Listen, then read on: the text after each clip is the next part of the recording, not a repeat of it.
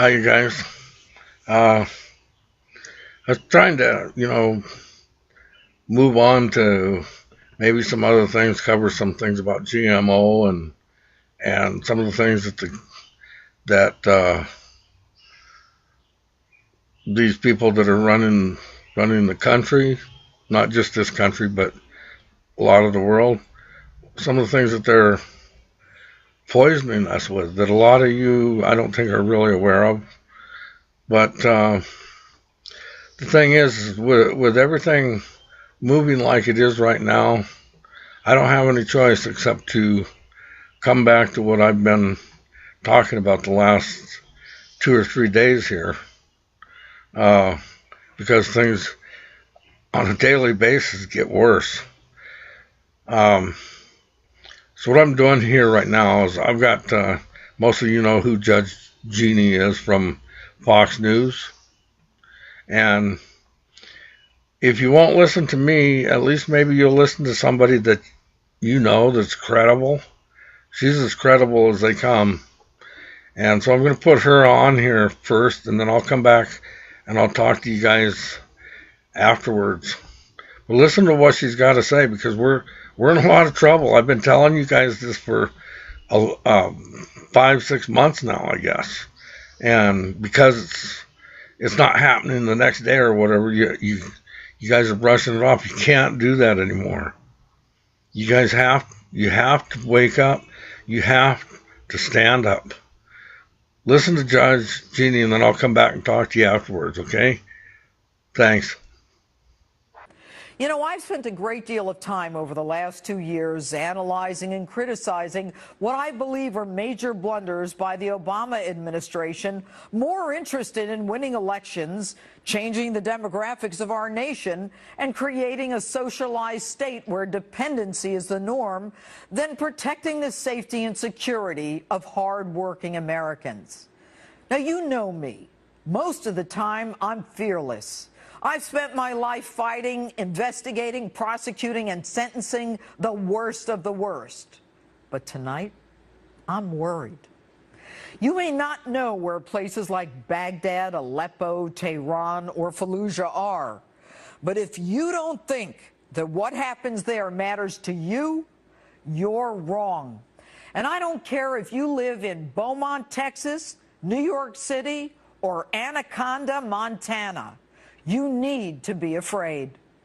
Because of his feckless foreign policy, President Obama, a man with no foreign policy experience, who doesn't learn a thing from his foreign policy blunders, a man who prefers to surround himself with political operatives, our nation, once the world's superpower, has been minimized on the world stage and is neither respected nor feared.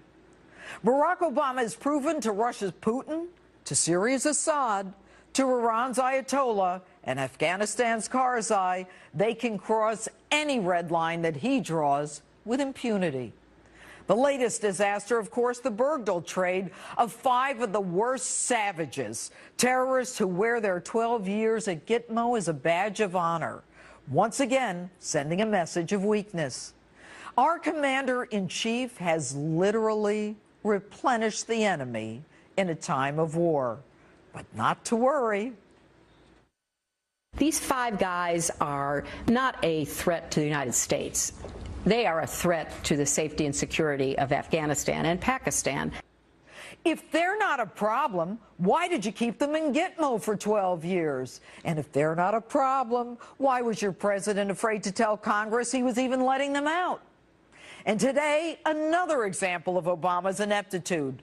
Americans summarily evacuated from Baghdad as a band of the worst barbaric terrorists marches from the north on toward Baghdad to reclaim Iraq. They released prisoners, and they've added thousands of fighters to their ranks as they move through the country. And they are the richest terror group in existence. 500,000 citizens have fled Mosul in fear of them. And as they continue their march, the U.S. moves an array of aircraft carriers and destroyers into the North Arabian Sea and the Persian Gulf. Now, we spent $1 trillion. The blood of 4,500 American men and women killed and 32,000 of us injured in Iraq.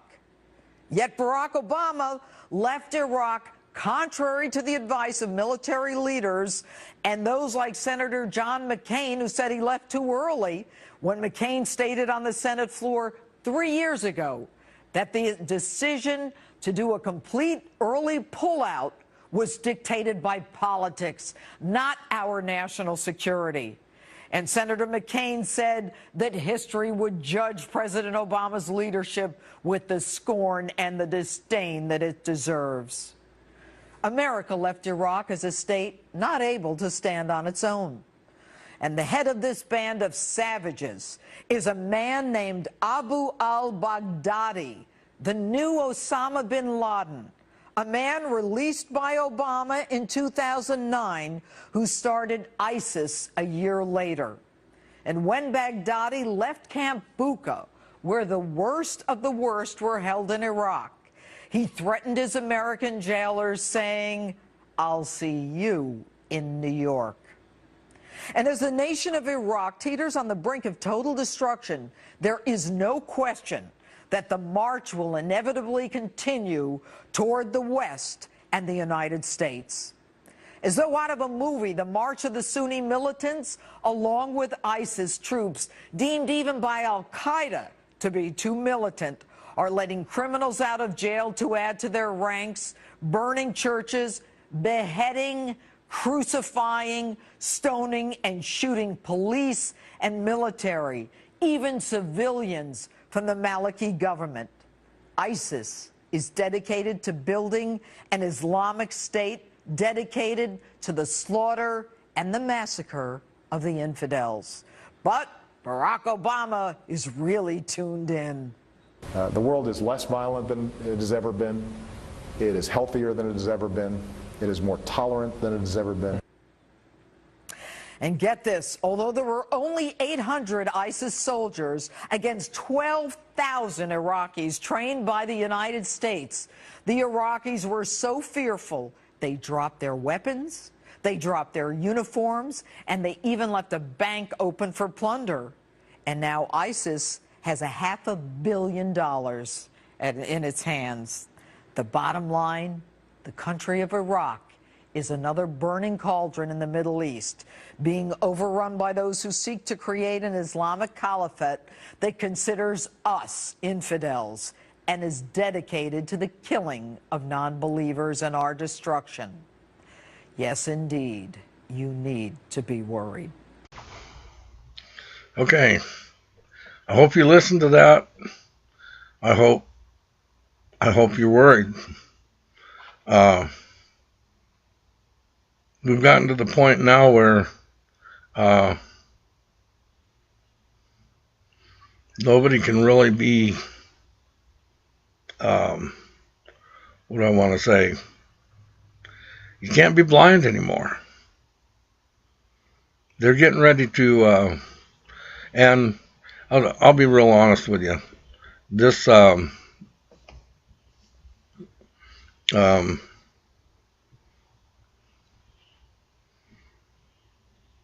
news, even the ones that are right on, like Judge Genius, they're too nice, and I still think they're underestimating Barack